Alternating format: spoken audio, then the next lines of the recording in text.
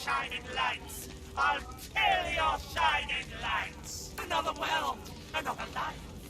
Thieves and liars! I need their tongues! I need their lives! I'll eat your shining lights! Trouble? Trouble? Bubbling skin and burning knuckle! I'll kill your shining lights! Oh, baby, oh, darling, I'm so sorry. You feel it too, you feel it. Come to me, come and let us kill our shining lights. Bubbling skin and burning knuckle. I'll kill your shining lights.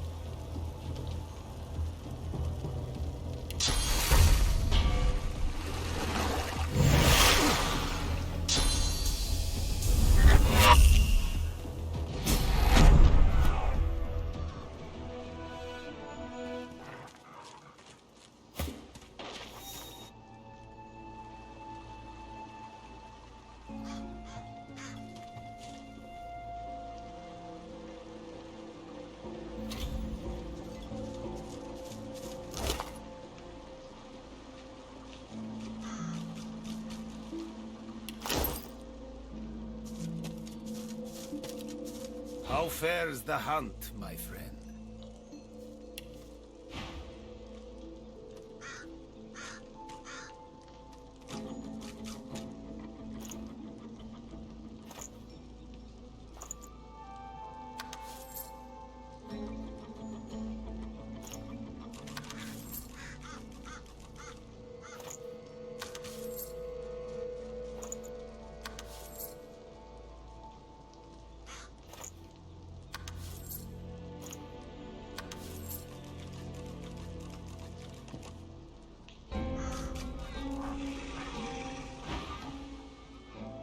May you wander.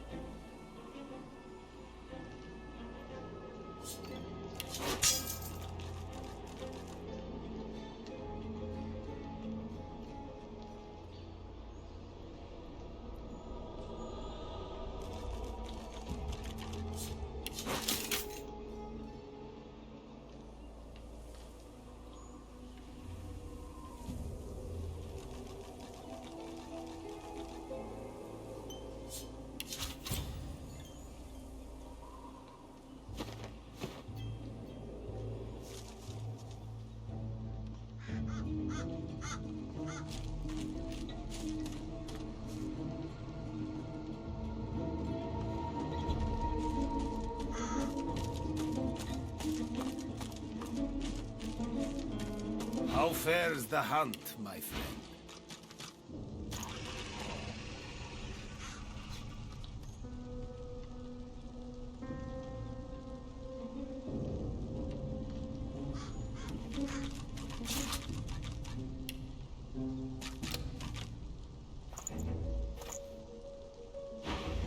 May you want...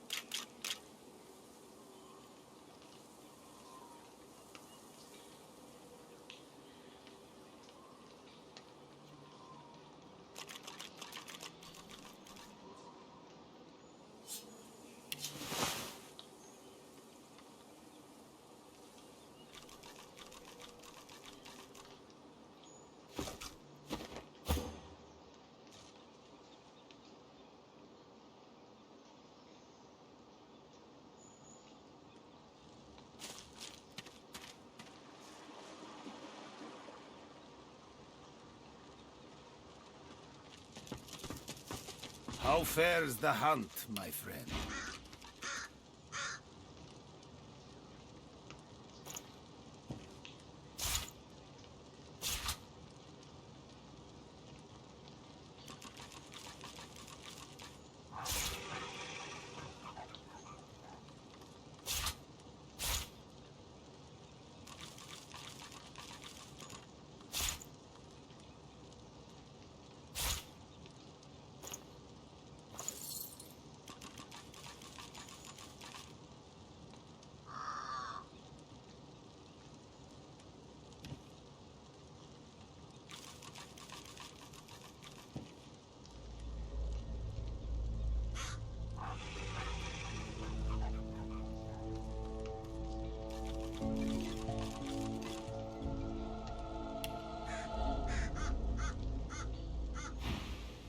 May you...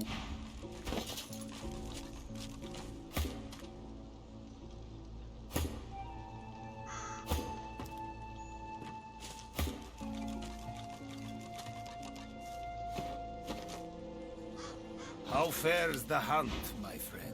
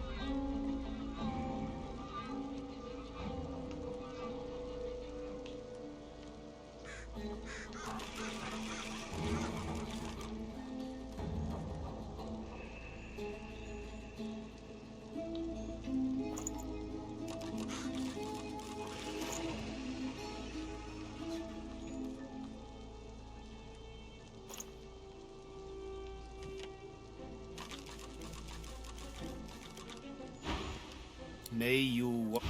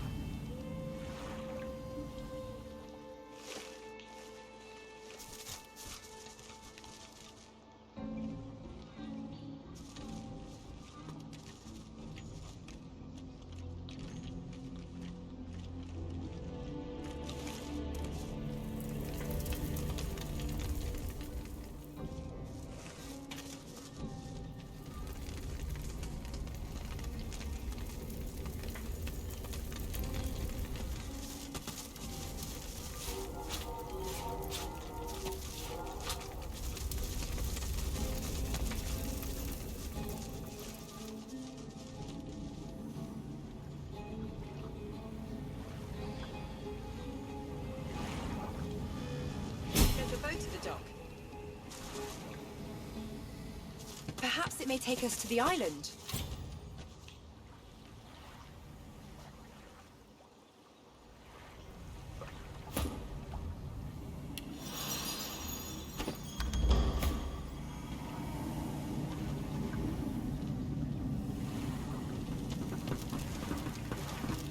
Shall I take you to the island? I shall. I shall. Step this way. All aboard. It is. But I know what I'm doing.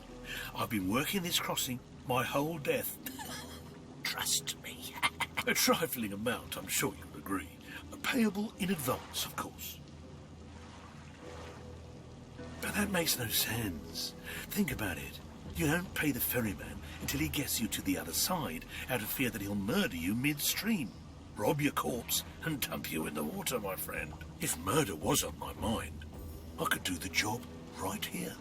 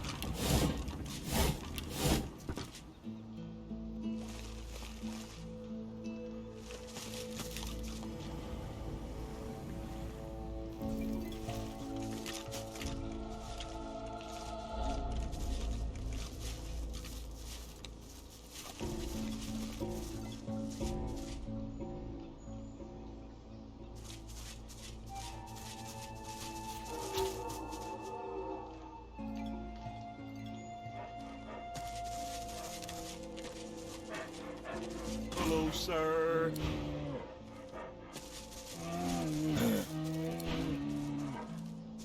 Good day to you.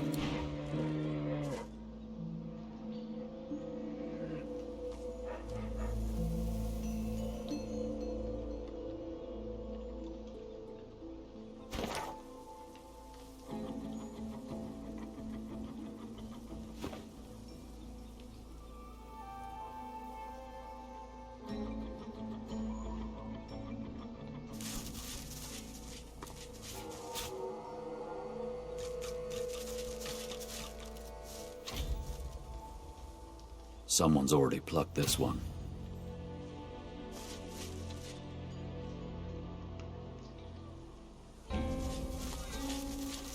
I've spotted something.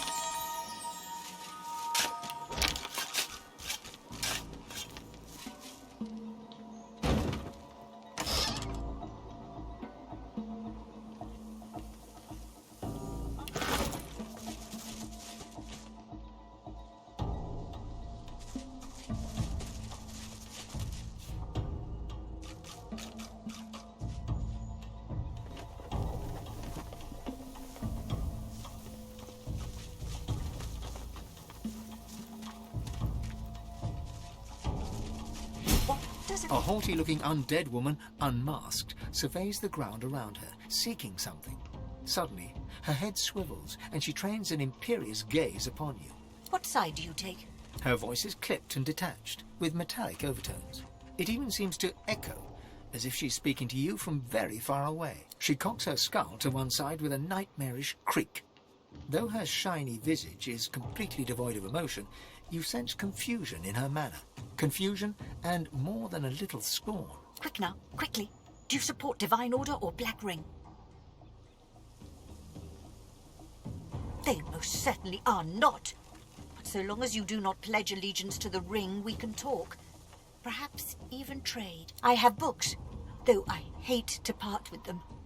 And you, hopefully, you have something I want.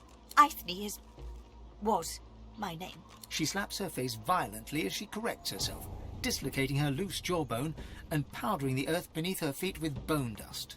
I was a librarian in arts for the glory of the Order. The Ring came, burnt my library to the ground. My books, they are all I have, all I had. I had to save them, flames. There was no making it out alive. But as the fire caught my magical scrolls, they all turned to a rain of glittering ash. I awoke covered in it, and here I stand. She leans towards you with an unnerving creak, her eagerness plain. I'm looking for a particular book, a tome to teach me how to make corpses explode. Would you have anything like that I could learn from? She scuffs one boot in the ashen dust at her feet and gazes off to the far horizon. For my collection?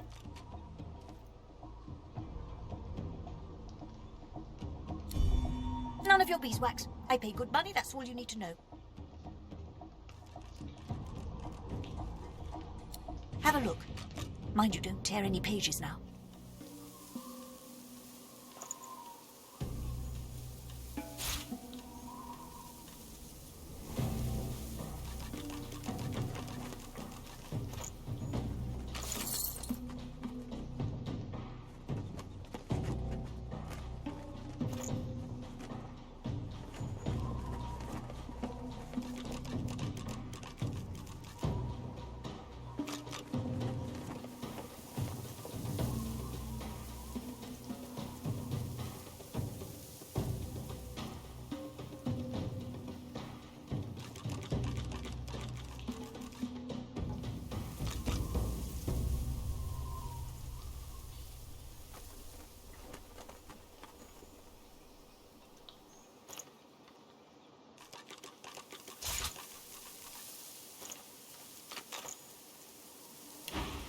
You know what I'm looking for.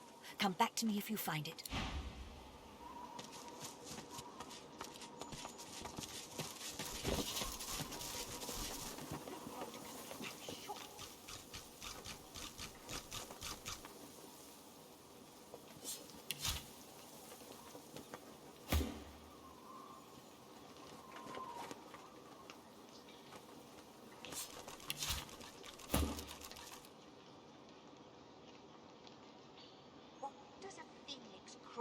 More than a flame.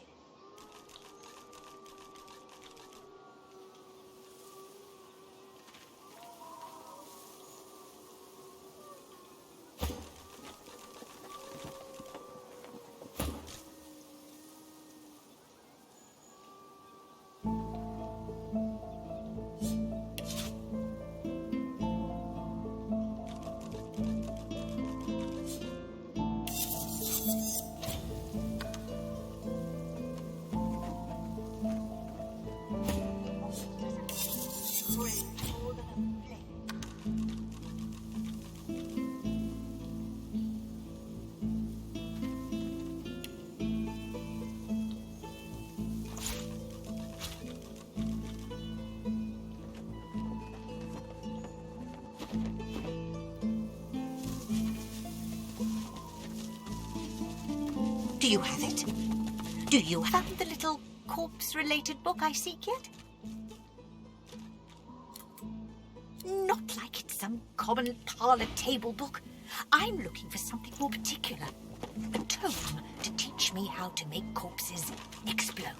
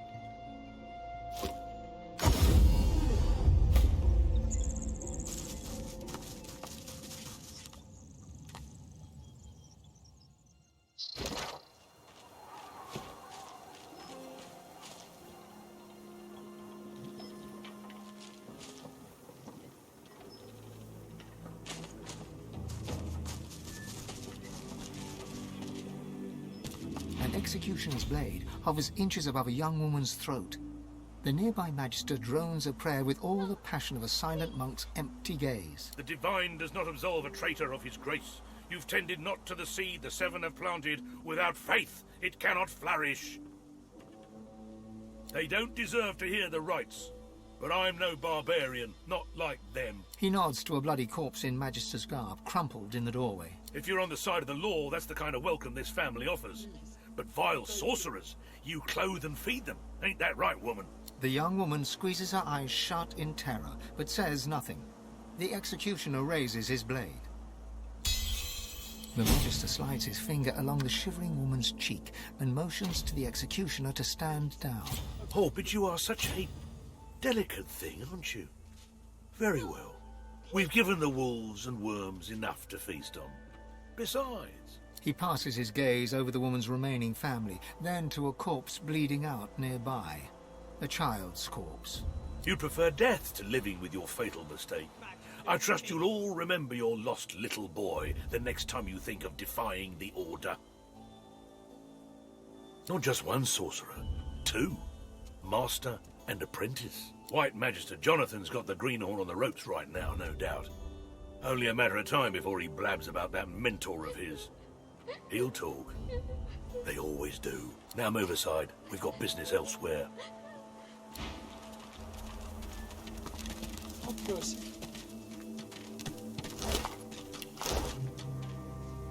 Can you untie me? Thank you. Her tear-stained cheeks quiver as she surveys the blood-spattered floorboards. It's like a bad nightmare. Except you never wake up. Anyone hear me?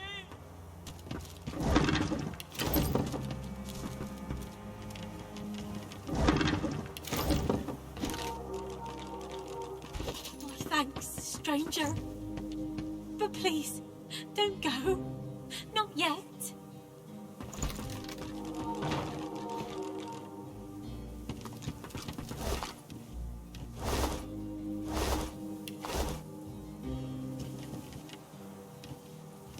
He raises his lifeless face, then lowers it again to contemplate the splintered, bloody ball.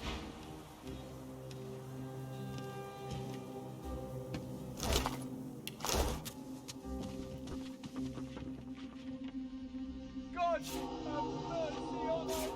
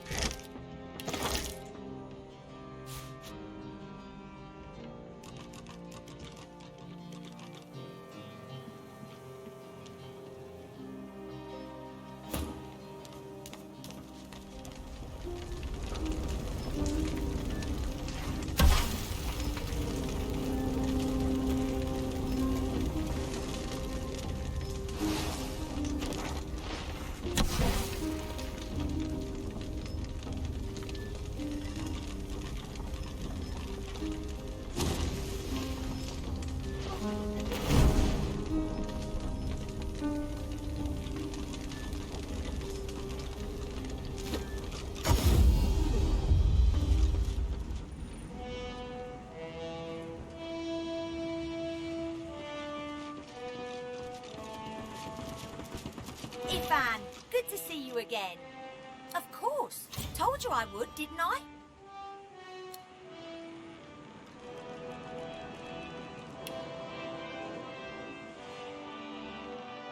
Sure thing. I'll start hunting that down right away.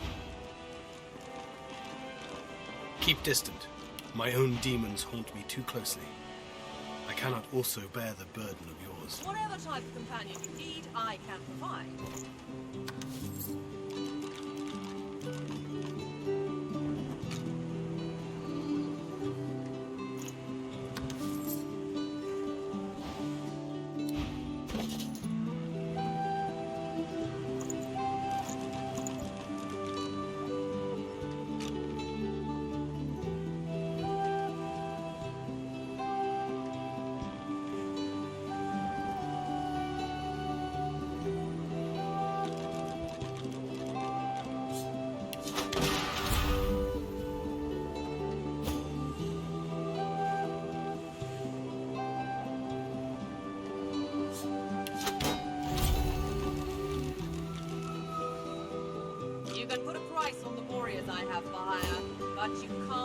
price on the glory they'll win.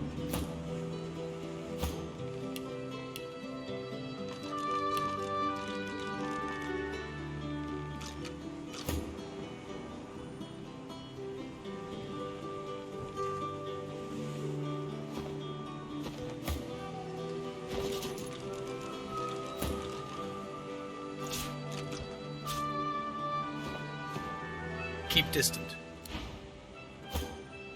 Keep distant. My own demons haunt me too closely. I cannot also bear the burden of yours.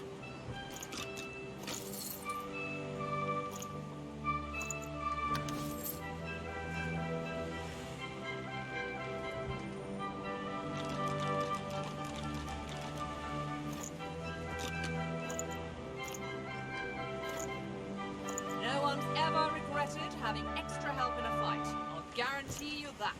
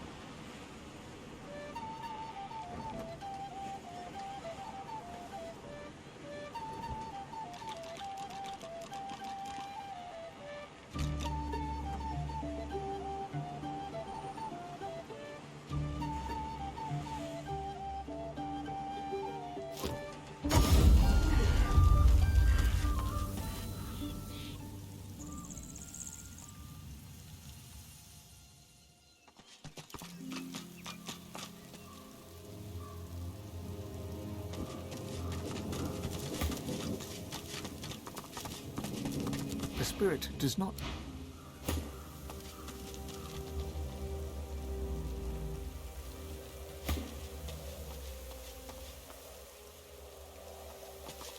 What's this? I found something. Help! A mind of this magnitude shouldn't be cursed to live like this. Can you dig me up? Well, I used to be... Wait. Who did I used to be? I can say with confidence who I am now, at least. A thinker. The likes of which you've never known and never will. Don't worry. There's nothing funny about me.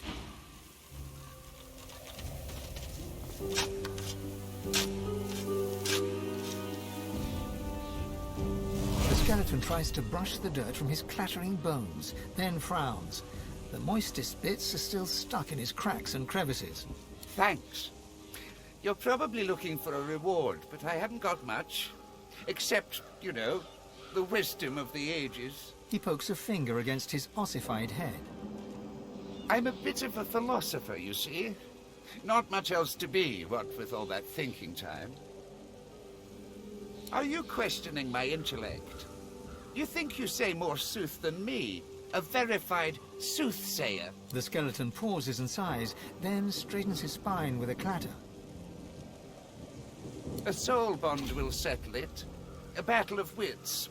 Then the cosmos itself will decide who can better face the truth of our own essence, me or you. A weak soul may not survive the bond, but I'm sure you'll be just fine. Oh, it's easy. We link up souls and share our innermost beliefs. Think of it like an innocent little duel.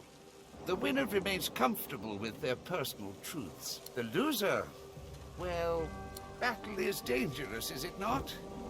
I find it to be true anyway, even when you're battling your own mortality. The angst can prove terminal to the weak-willed. Oh, how fun. Just touch this bone on my rib cage here, right over where my heart would be, if, well, you know. You reach for the rib in question, but nothing feels different. Not until you try to pull your finger away, and it remains glued to the bone. All right, mister. Deep thought. First up, our purpose in life. I say it's to accumulate knowledge. Pretty great answer, eh? Can you do better than that? His jaws clack together in a show of self-assurance. A shattering shiver passes through the skeleton's body from toe to head, then back again. Well, let's just move on to the next question. Tell me, Sammy Smarty Pants, is there such thing as free will? I say no. The gods guide our every move.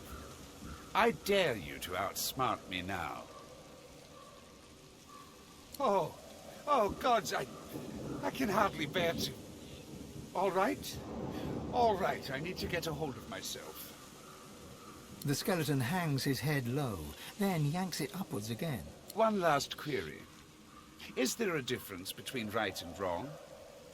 The truth is that there is not.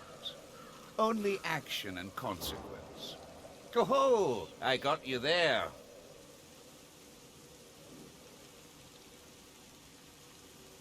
You feel the bond break between your finger and the skeleton. You pull your hand quickly back to your side. I can't bear this existential agony. What have you...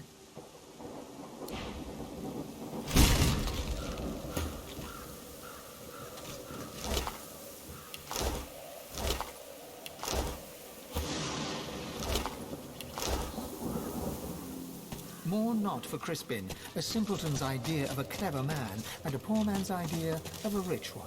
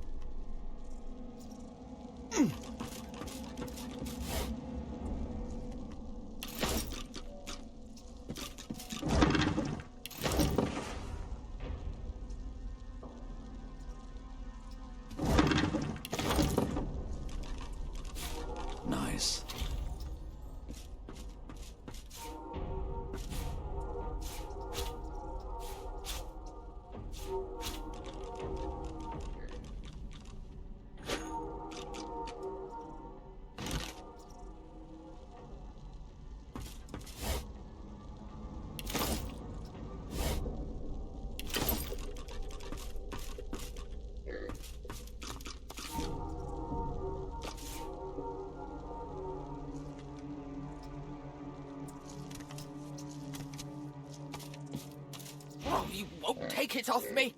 You won't take it off me! The book! Alice's book! You won't take it off me!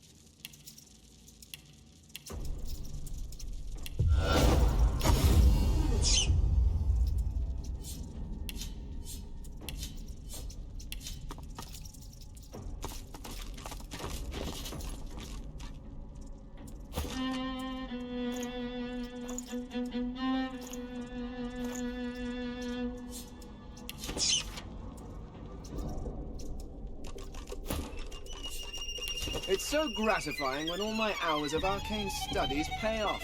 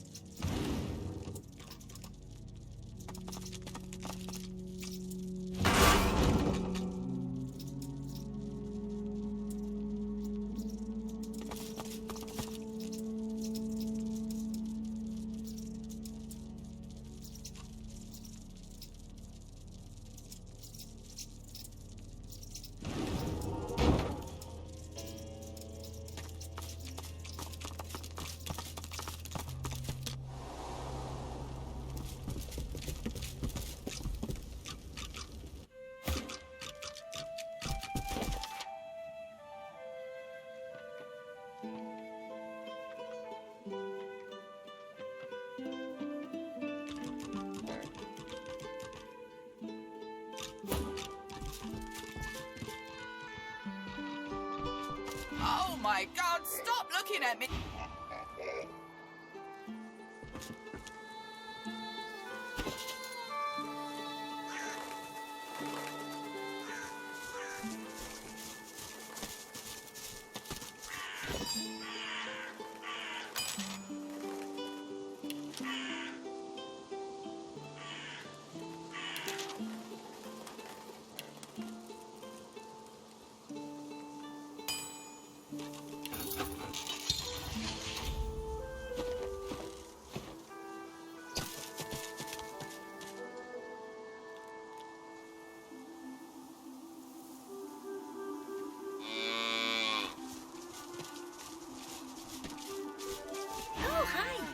Did you get it?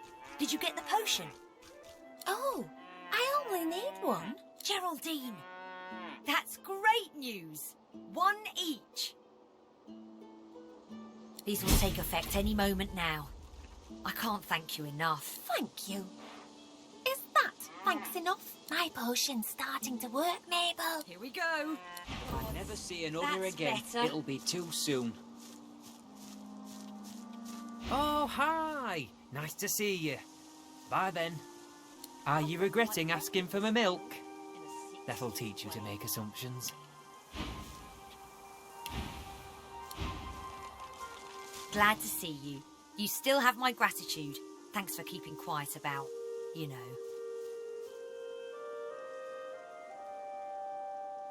Oh, gods, look! Just go!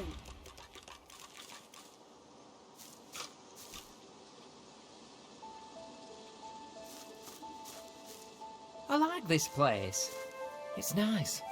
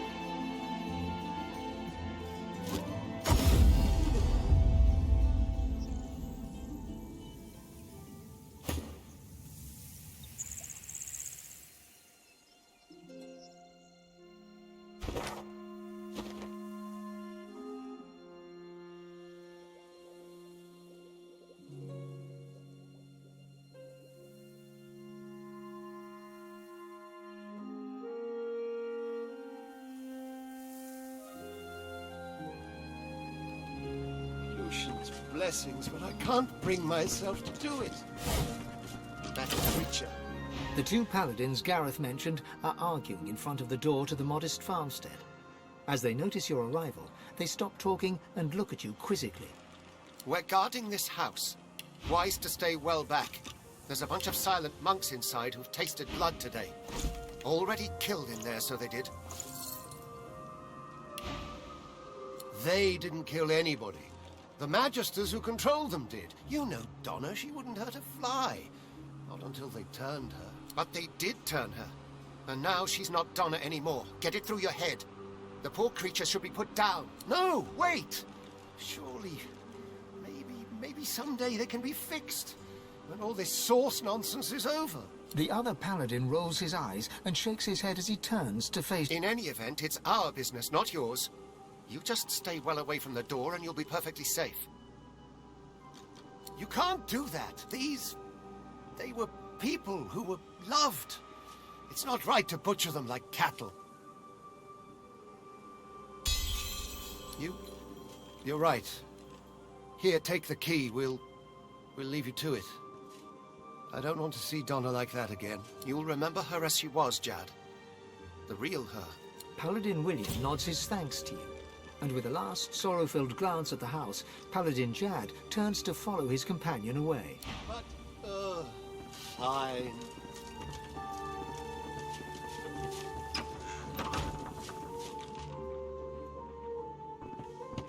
The lumpen silent monk stands like a pillar of decaying flesh. So still it seems he is not even breathing.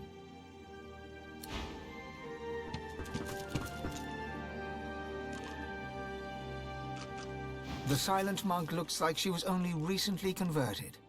Her face was clearly beautiful once, and the eyes looking at you are not yet the full Fuligin black of other silent monks you have seen. One of her hands trembles. Twitching, it reaches out to you. Her hand is cold and smooth, like that of a porcelain doll. Jerkily, as if unused to movement, she strokes your hand gently and looks into your eyes. Her lips part and her mouth moves. Did she whisper, "Save me," or "Slay me"? Or did you only hear what you wanted to hear in the whispers of the wind? Slipping your hand free from hers, you back away and leave her standing there. Her arm remains outstretched, stroking, as if you were still right there beside her.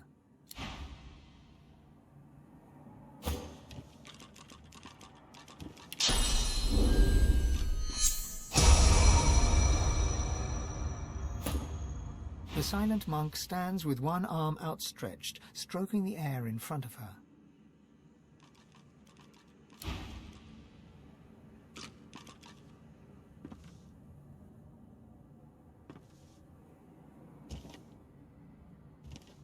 This dwarven monk hangs his head, as if looking down at his feet. A wretched gurgling noise issues from him. Staring down into his face, you realize you were staring into mutilation. He has no eyes, his empty sockets crawling with blood maggots. The gurgling sound comes from his stitched mouth, though no meaning can be understood.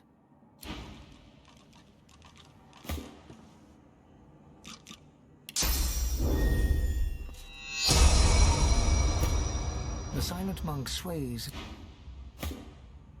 This dwarven monk hangs his head, staring down into his face. The lumpen silent monk stands like a pillar of decaying flesh. All of a sudden, like a bellows, he exhales a fetid gust right into your face. The stench of rot shrouds you, coating you in a way you fear will never truly be washed away. Emaciated of body and spirit, this silent monk stands straighter than the others, the remnants of military bearing clear in her posture.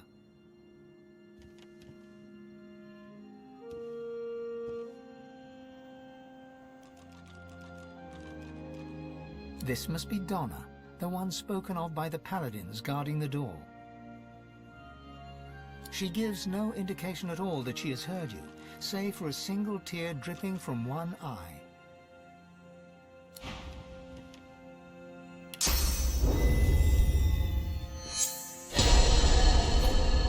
Emaciated of body and spirit, this silent monk stands straighter than the others, the remnants of military bearing clear in her posture.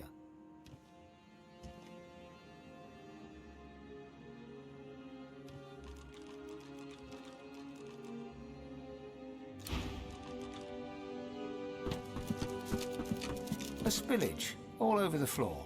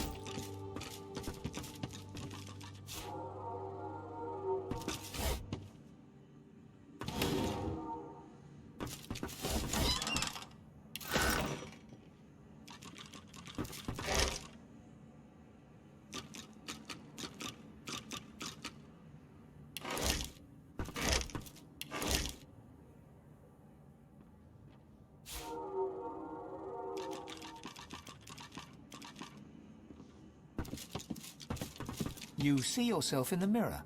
It's quite a sight.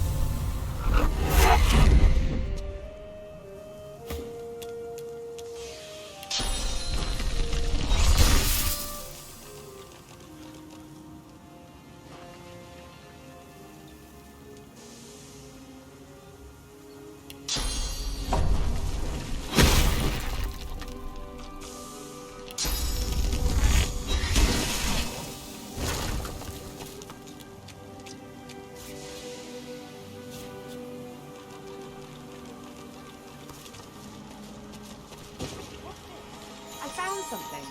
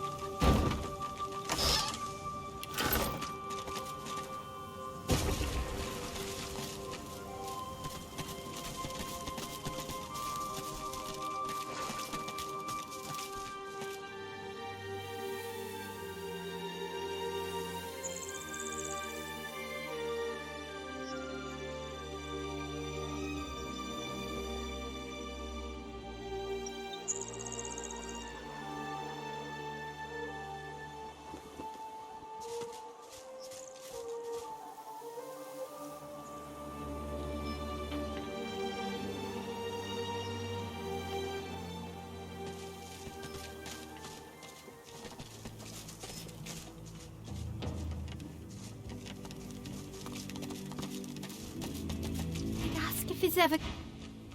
The bereaved father... The grieving mother... Thank you, stranger. She blinks out more tears, then rubs them away with the back of her hand and puts on the bravest of faces. To lose a child. It's a mother's worst fear. I never imagined. It's true. What the Magister said, I mean. My brother's boy Gideon, he's got source in him. Now that his folks are gone, we've all he's got. He's been staying with us. We thought we could keep him safe. He's not got a spot of malice. He can't help who he is. But when the Magisters came snooping, he panicked. We all did. She glances at the Magister corpse and shivers. Another tear drips down her cheek. Shouldn't have let that Hanag woman near Gid. She said she could teach him. But that's when all the trouble started. Her mouth falls open, but she doesn't respond. Instead, she shakes and sobs. As soon as the Magister fell, Gid knew what he'd done. He didn't even struggle when they dragged him away. Gods know where they took him. I've already lost more than I can bear today. I pray to the Seven I haven't lost him too. You will? Oh, bless you. She ekes out another thin smile. Make sure he's safe. And if you can, bring him...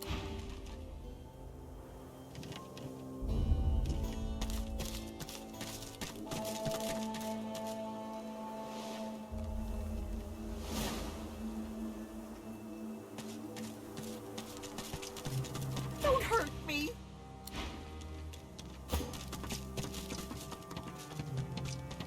Don't hurt me. Like I told them Magisters, the sorcerer ain't here. He's holed up in that Crossley house yonder.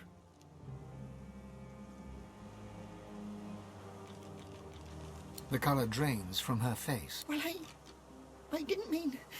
Obviously, look, serves him right for sheltering sorcerers.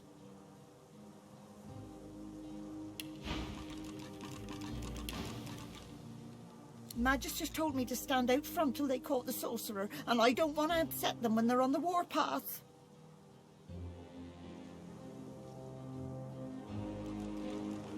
She shakes her head and keeps her lips tight shut to show you that, in an amazing coincidence, she has just completely lost her voice. She nods towards a point by the end of the saw bed. And you realise she's trying to tell you something. The key. Under the barrel. You can hide in the house. Just, please don't hurt me. She closes her eyes in terror. Don't hurt me. Don't hurt me. Don't hurt me. Don't hurt me. Don't hurt me. Don't hurt me.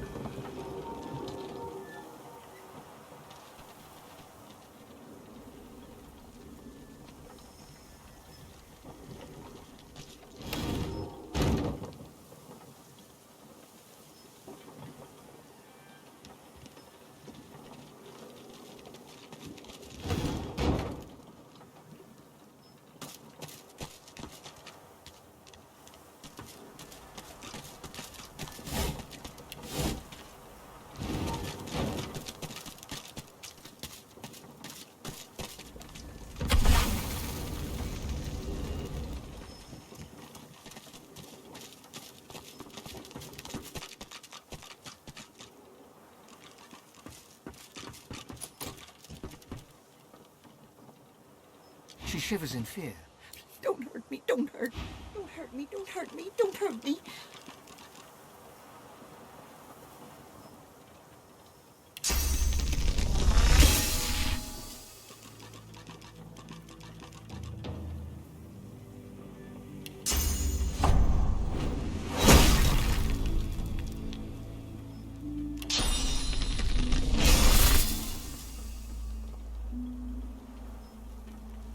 She shivers in fear. Don't hurt me, don't hurt me, don't hurt me, don't hurt me.